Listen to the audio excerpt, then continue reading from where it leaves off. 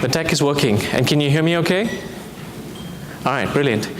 Before I begin, I do want to acknowledge that we are today meeting on the traditional, ancestral, unceded territories of the Musqueam, Squamish, and Tsleil-Waututh peoples.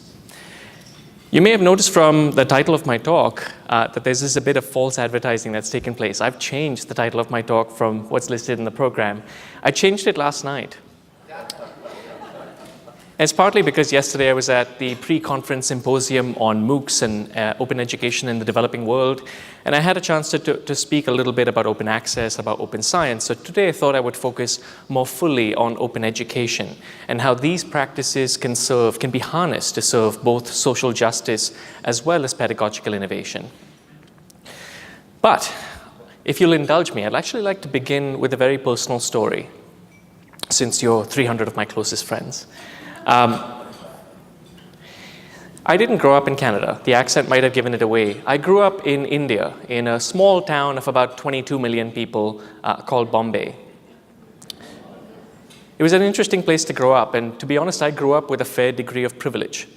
And privilege, as you may know, is a funny thing. You don't really recognize that you have it until you lose it, at least in part. And that's precisely what happened. As I was growing up, my family suffered a series of financial setbacks. My father died, and then we lost our home. And the future, that at one point was immensely secure, became suddenly and desperately uncertain. So it was at this point that my grandparents took me in, my mother's parents, and they really invested in my future. So a few years later, when I decided I wanted to travel abroad to pursue a higher education, the kind I couldn't get at home, it was my grandfather who invested in me. So they paid my way to come to Canada. They paid for my tuition at the time as an international student, which is rather exorbitant, as I'm sure you're aware. And as perhaps you're aware as well, international students often have all sorts of restrictions when it comes to the visas that they travel on. So at that point, I was unable to work outside of the campus, and there were very few jobs on campus that I was able to apply for. So it took me about a year and a half, by which point I was, in fact, a domestic student, that I landed one of the few jobs on campus, started to be able to pay for my own tuition. And it was then that my grandfather and my grandmother both came to visit me. They came here to Vancouver. It was the summertime, and I remember this very, very fondly because they spent 3 weeks with me. Lovely time. At the end of that, they went on to the United States, where my grandfather's brother still lives in Massachusetts. They were meant to stay there for about a month or so. But about 10 days into that trip, my grandmother decided she wanted to go home. So they cut short that trip. They flew back to India. They'd only spent about 2 weeks over there. 7 days after landing in Bombay, my grandmother passed away. 10 days after that, my grandfather passed away. And of course, they'd been married for more than 50 years, and a story like that by itself is maybe not that rare. At the same time, this is a bittersweet story for me, because I'd like you to appreciate for a moment just how motivated I was while they were supporting me, while I was here. How motivated I was to do well, to succeed, because I knew that every semester that I made the dean's list, those letters of commendation would make their way back to my grandfather in Bombay. And it's bittersweet because I think very few people are privileged enough to have the kind of closure that I did with someone especially someone who's that important to them. So it's a sad story, but it's a sweet story. And I'm acutely aware that if it were not for their support, for their faith, I would not have traveled to Canada. I would not have become a Canadian citizen. I would not have transitioned to the other side of the lectern. And I certainly wouldn't be standing in front of you today. So the reason I'm sharing my personal story with you is to provide a little more context as well. But it's also because earlier this summer, we had an event here in Vancouver called Digital Pedagogy Lab. And at that event, my friend Jesse Stommel gave a keynote in which he said this. He said increasingly he thinks that the work of education is activism, not teaching. And when he said this in his keynote, Jesse, by the way, if you don't know, he's the co-editor of the magnificent journal Hybrid Pedagogy. When he said this reminded me of the writings of Bell Hooks, who you may be familiar with.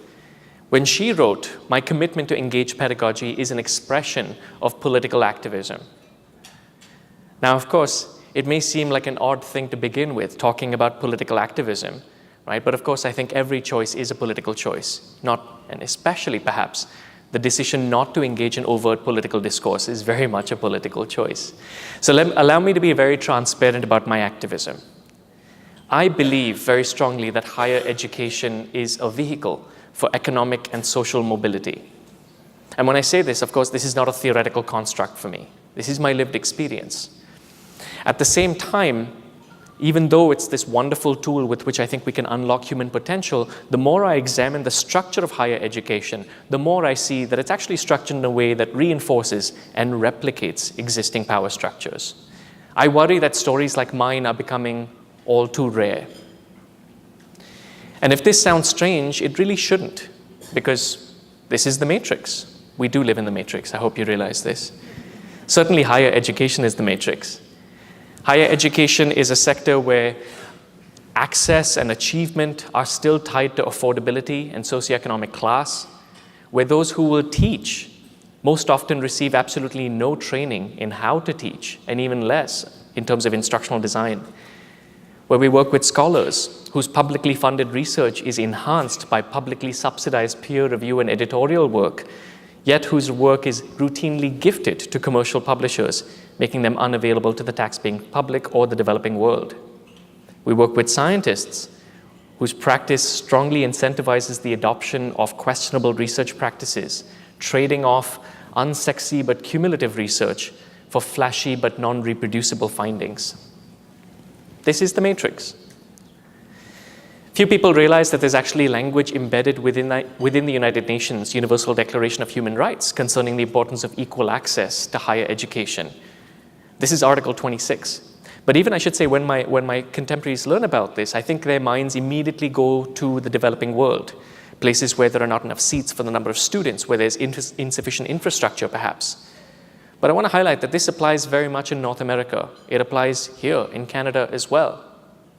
Right? Consider this. We're in Vancouver. The largest research institution in our neighborhood is the University of British Columbia. It's my alma mater. And when I went to the website, the UBC website that broke down the cost of attending UBC for a single year, this is what it spit out. So if you select the options that say you're a local student, a domestic student, and you're willing to live with the cheapest accommodation available, which is on campus in a dorm that's shared with one other student, it says that you should maybe budget about $22,000 a year. And I want to use this as a brief illustration because this is still a far better situation than you'll find in many other corners of the world. But in tangible terms, if that's the cost of attending UBC for a single year for a student in the Faculty of Arts even, this is minimum wage in Vancouver. This is the number of hours it would take to earn that much money to pay for a year's of schooling. And that's what that translates to on a weekly basis. This is what I mean. The structures that we have in place that ensure that those who are privileged will continue to be privileged. So if you're not wealthy enough, if you're not lucky enough to have a grandfather like mine, there are simply not enough hours in the week for a student over here to be able to pay for their own education. That's a problem. And that means that more than 50% of Canadian undergraduates, certainly, and even more in the United States, require a student loan to simply arrive in the classroom. I don't think I'm giving anything away in terms of the movie, but if you're familiar with the movie, The Sixth Sense, we see them all around us, but we're just as unaware. Average student debt in this country, and certainly in the United States, is hovering near $30,000 on average. Right? And in fact, 3 years after having graduated, barely a third of our students manage to free themselves from the shackles of this debt. And it's not just the financial consequences that I'm worried about. As a psychologist, I'm certainly concerned about the impact of this financial strain on mental health, but I also want you to consider the impact on the delaying of life milestones. I keep going back to UBC, and I don't mean to pick on them. This is my alma mater. At the same time, I'm aware of what the underbelly looks like. They held a marketing campaign a couple of years ago to celebrate their graduates around convocation. So they put these posters on the ground around campus. They gave graduating students these markers to fill in their most memorable experience. That's not what they were hoping would happen. But this is the one that went viral. This graph shows you the results of a survey of more than 18,000 students from 36 universities in this country, showing you the impact of this debt that they are accruing on the delaying of life milestones. What's happening with their ability to purchase homes, to get married, to start a family. And what does it mean when at the start of every semester, university professors across the continent and beyond receive those emails from students that ask about whether they really need the book or whether they can use a previous edition of the book? What's lurking behind those emails is food insecurity. Again, UBC, where the food bank has seen a 100% increase in its use by students over the last 2 years. Not just UBC, you can go across this country. The same thing is happening in Ontario. The same thing is happening in Alberta. It's right across this nation. And if you want to look at the problem on a wider scale, I'd encourage you to read this report, which really chronicles the case of food insecurity among college students. The best estimates are that more than 50% of our students experience some degree of food insecurity constantly. So this is all troubling to me, of course. And even though I'm talking about broader problems and serious impact of unaffordability, I'm going to take some time this morning and focus on what might seem like a very small piece of the puzzle. I'm going to talk about required course resources, things like textbooks, for just a short bit. There's two reasons why I want to talk about course materials. One is, of course, control. As individual educators, as a faculty member, for example, I have little control over tuition, the cost of living, transport, but I'm the only person who gets to decide what my students need in the class. So there is control that's powerful. But the other issue is that there's actually no other consumer good that's risen as much in cost as commercial textbooks have. They've gone up by more than 1,000% since 1977, very consistently between 3 and 4 times the pace of inflation. I've spent enough time digging through these stats. I regret to say we now live in the era of the $400 textbook. And I'm raising this because at my institution, which is a public post-secondary institution serving undergraduate students with an open admissions policy, this is where the magic of higher education happens, of course. Tuition for a regular 3-credit course is $400. And this is not an isolated case. Let me throw up another example, although I might be picking on one particular publisher this morning. But what does this mean? This also means that now a majority of students, certainly in North America, are not buying at least some of their course resources because of cost. We've replicated this research here in British Columbia, but these are the results of a survey in Florida. They've done this a couple of times in 2012, again in 2016, a survey of more than 22,000 students drawn from every single degree granting institution in the state. As you can see, about 2/3 not buying some of their course textbooks. Almost half taking fewer courses or not registering for a specific course because of textbook costs. That's how that sentence ends. A significant number earning poor grade, dropping or even failing courses. So again, even something like textbooks may not seem like a big piece, but it's a tangible piece. It's a piece that makes a real difference, and it's a real barrier. This is why, of course, many of us are trying to highlight and raise awareness about the existence of open educational resources. Yet I think many people who work in this space still confuse what OER are. People assume that what is free and what is online is an open educational resource, but that's far from it. You can find resources online that have all rights reserved, copyright stuck on it. You can find resources online that are paywalled, for example. What makes something an open educational resource are the permissions. And typically we're talking about what we call the 5 R's. The most important, of course, reuse, so that students, faculty, educators anywhere can reuse, have free, unfettered reuse of these resources. But beyond that, there's revise, remix, retain, and redistribute, hence the 5 R's. And I should say, in case anyone's scribbling down what these are, I'm going to tweet out a link to my slides. I'd be a terrible advocate for open if I didn't openly license my slides, so you'll see that coming out. But this is exciting. For students, of course, think about what retain means. Unlike traditional digital textbooks where they lease books for a period of 6 months or 120 days, then they lose access to it. Here, if a student takes a course in anatomy and physiology in their first year, they want to go on to medical school, they get to keep that resource as a reference. That's powerful. But as a faculty member, what's fascinating to me are the permissions to revise and remix. I can move away from what is normative practice, which is bending my course to map onto the table of contents of a textbook, and instead do what I ought to be doing, which is modifying my instructional materials to serve my pedagogical goals. Right? I can localize, I can embed local examples and statistics, I can contextualize, I can even involve my students in the process, as you'll see.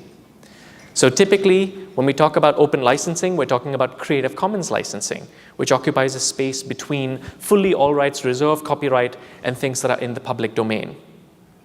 If you're unaware, applying a Creative Commons license means that you retain the copyright. The only thing you're doing as an author is choosing in advance how you're comfortable other people using your work. And so that's where these hieroglyphics come in. These are the clauses that you can select from, and once you learn what those 4 symbols mean, you can really decode any Creative Commons license.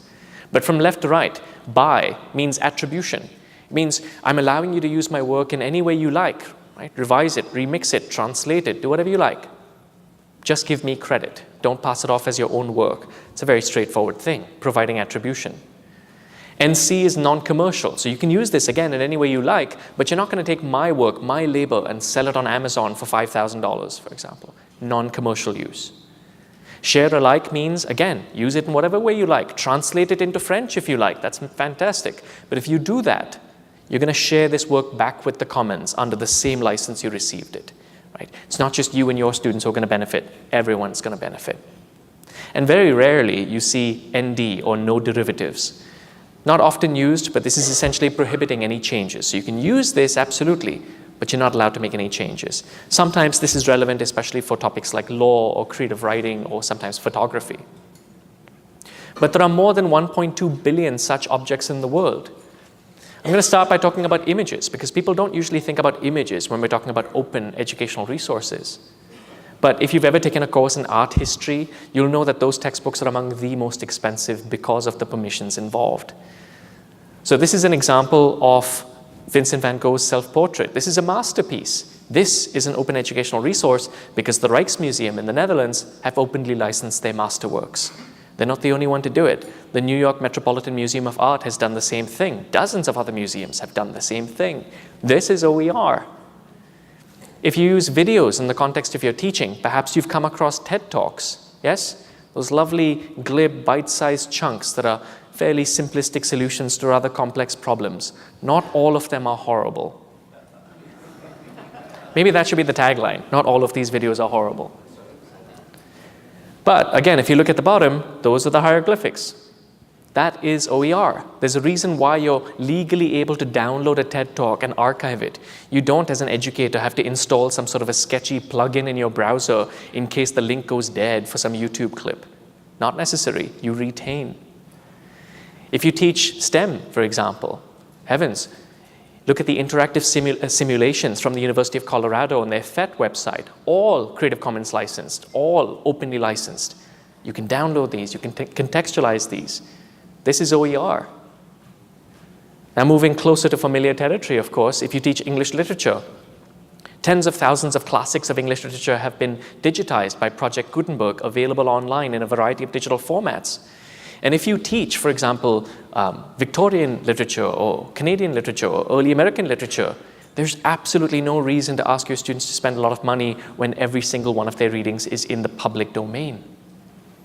This is OER. And of course, we can talk about textbooks. Sanjay mentioned I work with BC Campus. I have been for about 4 months now. BC Campus has been running an open textbook project for the last 5 years. So let me just back up and give you a bit of context over here. 5 years ago, the Minister of Advanced Education, or the then Minister, launched the BC Open Textbook Project. The goal was to provide, harvest, create, adapt open textbooks for the 40 highest enrolled courses in the province, which are, quite frankly, the 40 highest enrolled courses anywhere, first and second year courses mainly. 5 years later, there are more than 220 open textbooks in this repository, all of which are available to faculty worldwide, and which can not just be reused, but revised, remixed, adapted, of course. These books are also peer-reviewed transparently, so you can go online and see what your peers think of them. Here's an example of one.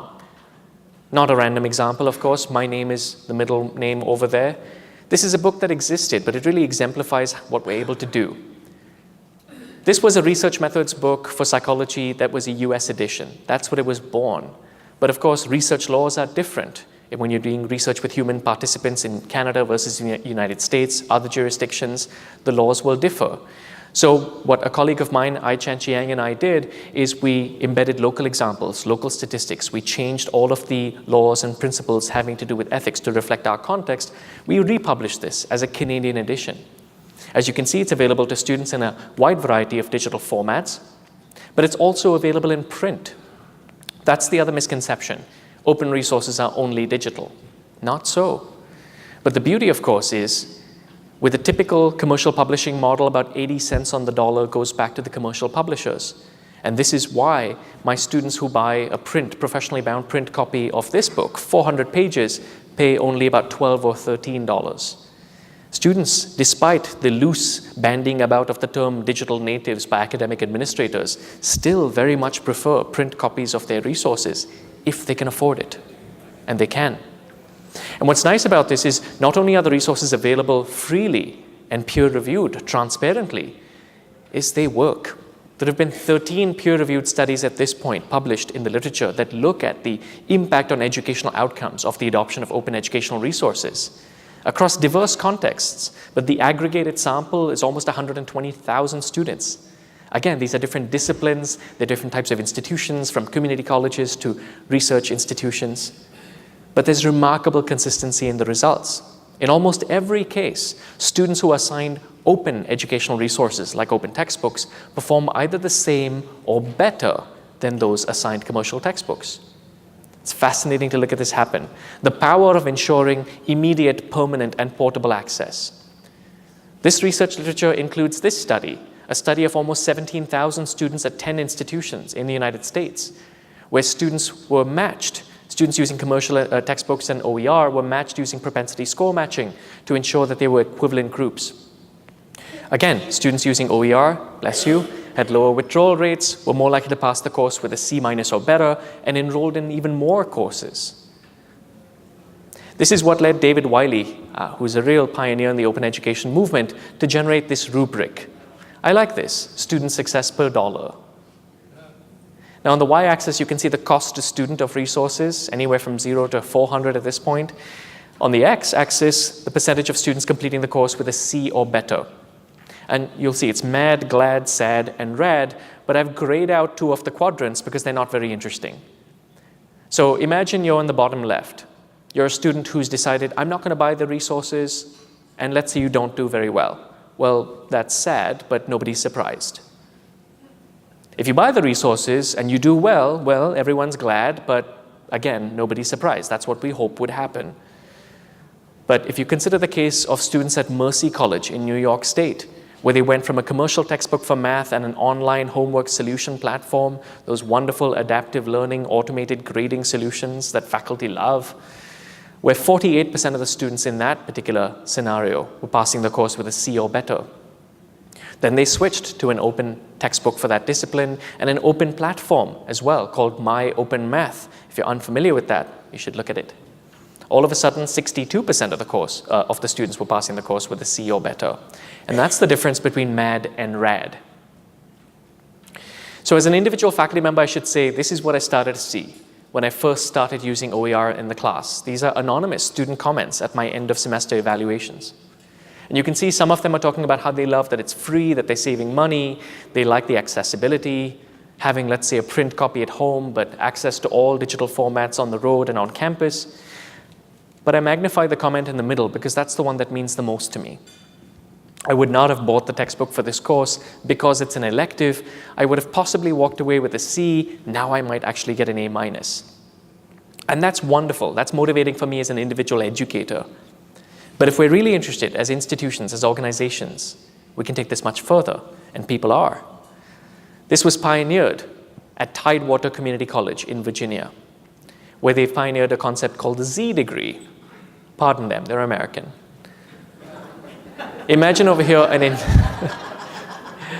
I'll give you context in a minute, but imagine a student taking an entire degree program free of required textbook costs. Again, this may not seem like a very big deal, but especially where education means the most for those populations, first-generation college students, students of color, people who've been marginalized in many other ways, this is very big.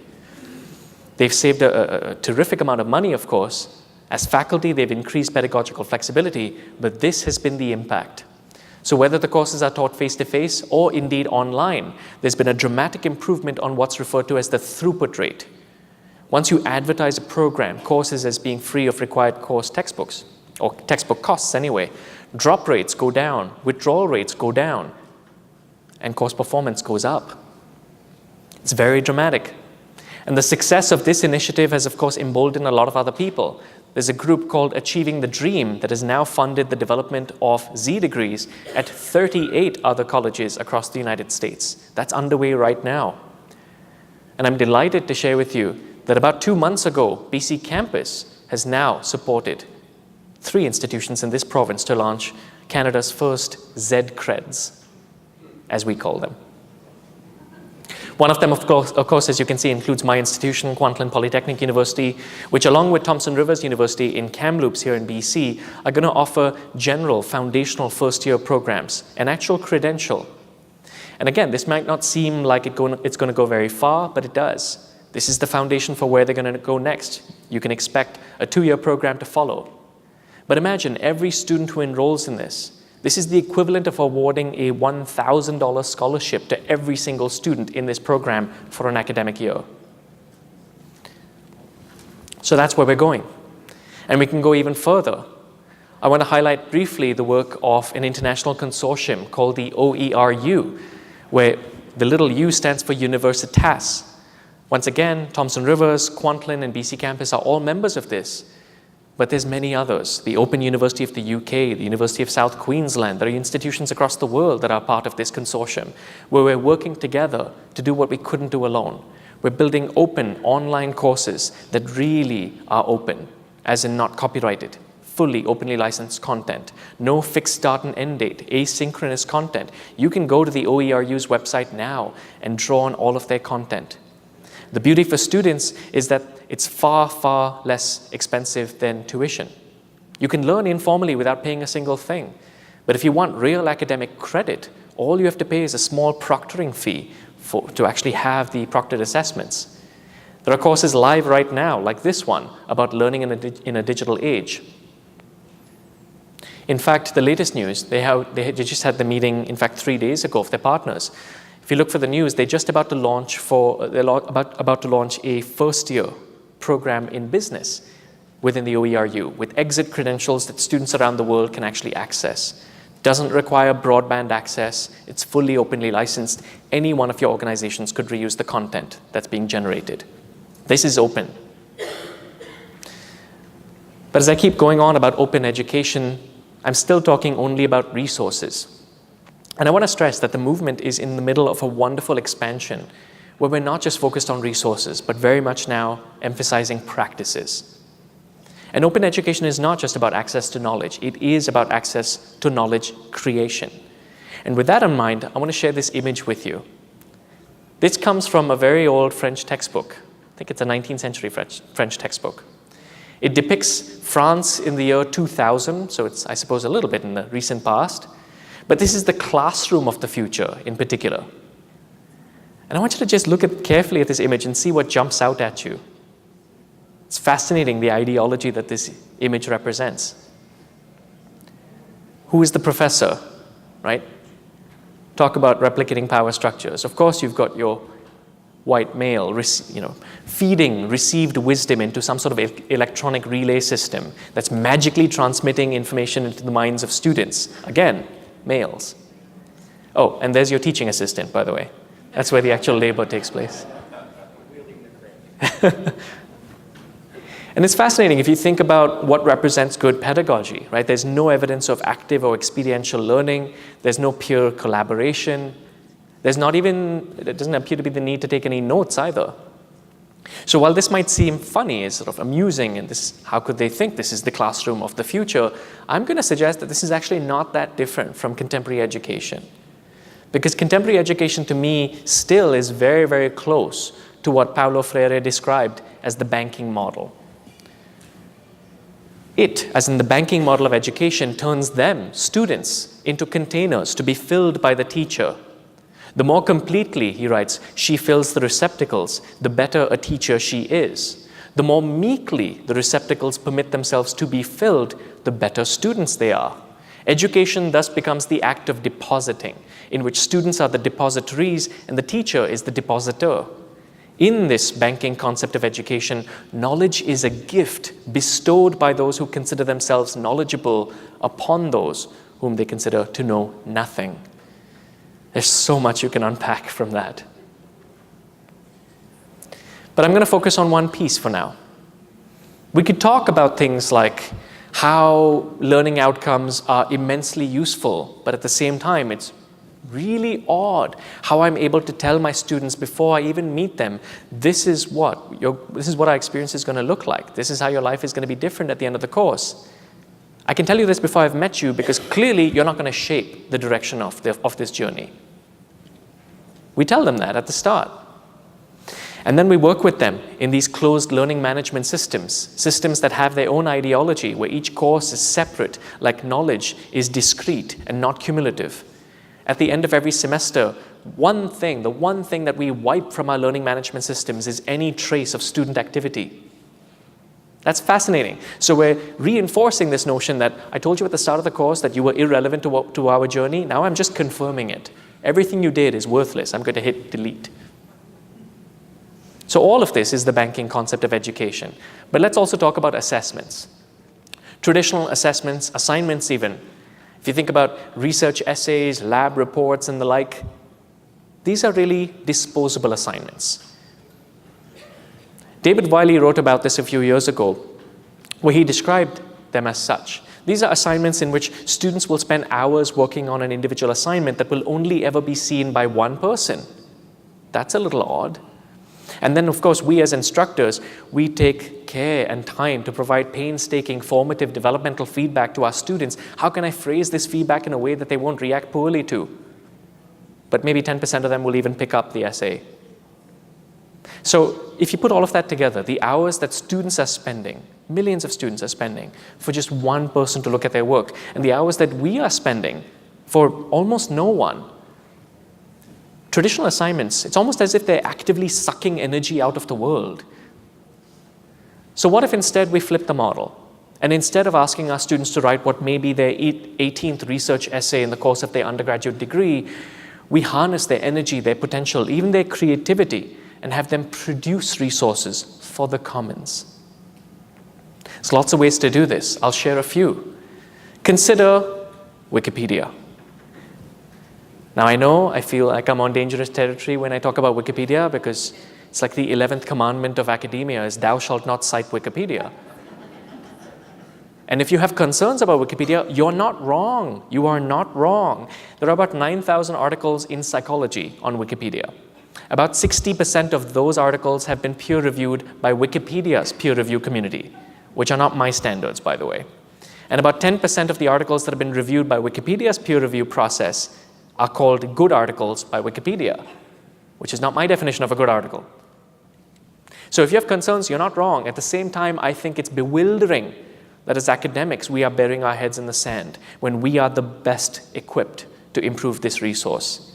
We know that Wikipedia is the first port of call for our students. We know this. And if we're really honest, it's often the first port of call for us. Maybe that's too honest. So consider this. Thousands of instructors across the world are working with the Wiki Education Foundation to do this. Students, as part of their course assignments, are editing, improving, enhancing Wikipedia articles. Students like those of Amin Azam at the University of California. He teaches medicine. His medical students are working in Wikipedia to improve, write, add content, illustrations to Wikipedia articles for a variety of medical topics. Think about what these students will have to do in their future career.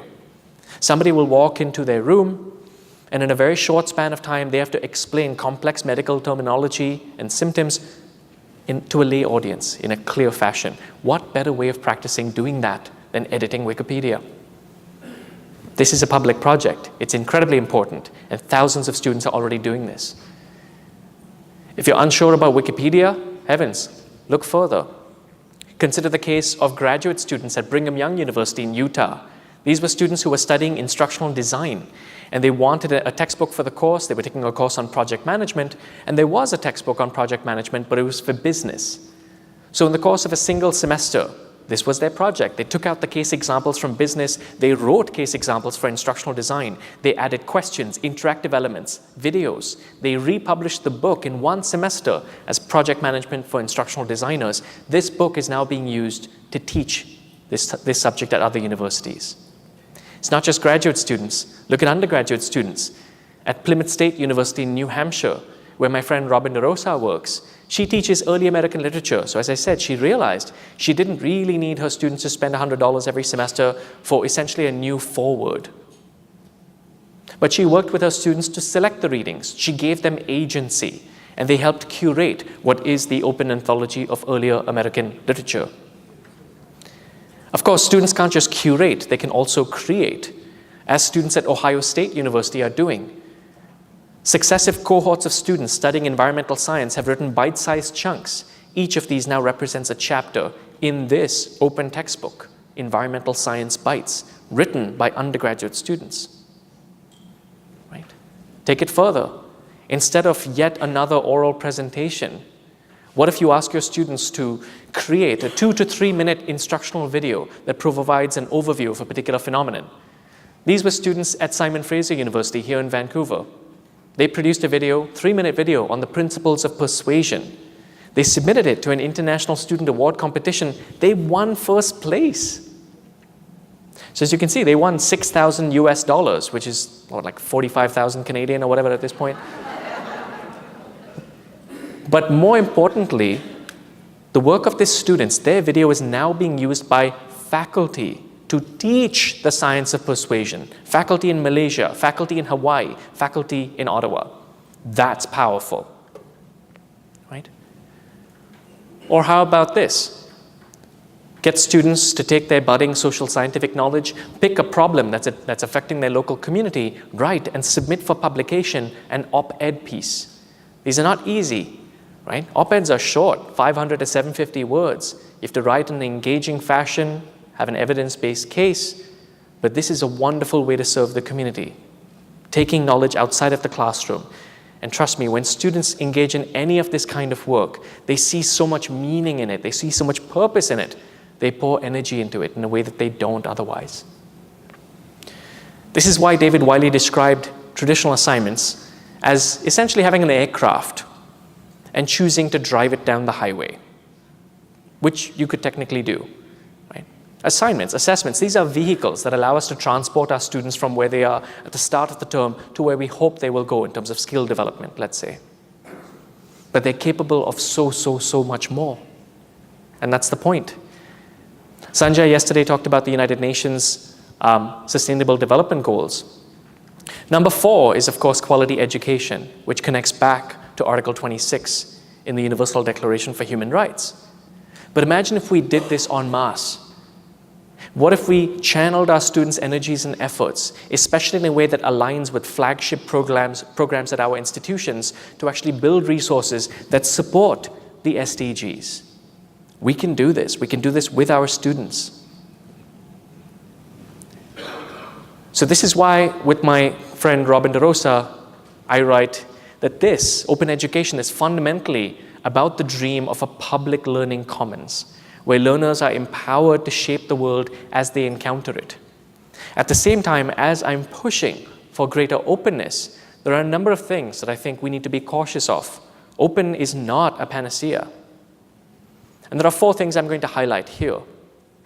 First is, as we push for greater openness, openness is about access, but let's not overlook accessibility, right? We need to foreground inclusive design, which is really design that considers the range of human diversity, not as an afterthought, not in a way that retrofits a resource so that we're not systematically alienating a proportion of our audience, but so that we all benefit from taking a more inclusive approach. At about 10:15, we're going to have a Q&A session, and it's actually going to be in this room itself. So if you drift away for coffee, drift back. But when we get to the Q&A session, you probably experienced this. Often, especially in a large room like this, Sarah will probably be running around with the microphone towards the person who has their hand raised. And the person will decide midway through, it's okay, I don't need the microphone. The microphone is not for you. The microphone is for the people in the room who are hard of hearing. That's what I mean. It's not about us. The second thing to be aware of is digital redlining. So first of all, let me say, redlining, if you're unaware of it, is the practice of denying services either directly or through selectively raising prices to residents of certain areas based on racial or ethnic composition. When this happens with technology, it's digital redlining. So as Chris Gilliard and his colleague writes, if we emphasize the consequences of differential access, we see one facet of the digital divide. But if we ask about how these consequences are produced, then we are talking about digital redlining. To put it differently, digital justice isn't only about who has access. It's also about what kinds of access they have, how it's regulated, and how good it is. The third thing to be cautious of is data and privacy. My friend Amy Collier, who works at Middlebury College, writes, there is no such thing as the harmless collection of data, or even the benevolent collection of data. Much of what we collect could be used in ways that we do not want it to be used, to harm or even imperil our students. This, of course, disproportionately affects our most vulnerable students, low-income students, students of color, LGBTQ+ students, students who are immigrants. Their data are most at risk to surveillance, discrimination. And of course, many of our vulnerable students are less likely to have experience with digital literacy skills. The onus falls on us. I do not want my students to get accustomed to a culture of surveillance. There's a fine line between analytics and intrusiveness. The opposite of open is not private. So if you involve your students in public scholarship, even if it's scaffolded public scholarship, agency is important. Give them the choice. They may not wish to perform public scholarship. That's fine. Even if they wish to, they may not want to go with the particular Creative Commons license that you advocate for, and that's fine. Openness is about access. It's also about agency. And the final caution I'll make is something I'm seeing increasingly. It's called open washing. This is, of course, similar to the term greenwashing, where a company loves using the term open in a way that is really used for marketing purposes, while they're really continuing proprietary practices in the background. See, for example, a recent announcement in Inside Higher Education about how a big publisher is getting really interested in open educational resources at the cost of $25 a pop and behind a paywall. That's not open. So openness is about access, but as I said, it's equally about agency. Agency for faculty to revise, remix, contextualize resources, that additional layer of academic freedom we haven't had before. But it's also about agency for students in terms of their preferred format, in terms of how they want to wander into this space, if at all. Openness is not just about resources, it's also about practices. Open is not just a noun, it's also a verb. The open education, open access, and open science movements share a set of values. And I do think they're the same values that bring us together in this room today. This has to do with access, equity, agency, collaboration, and innovation. That's what the spirit of openness represents.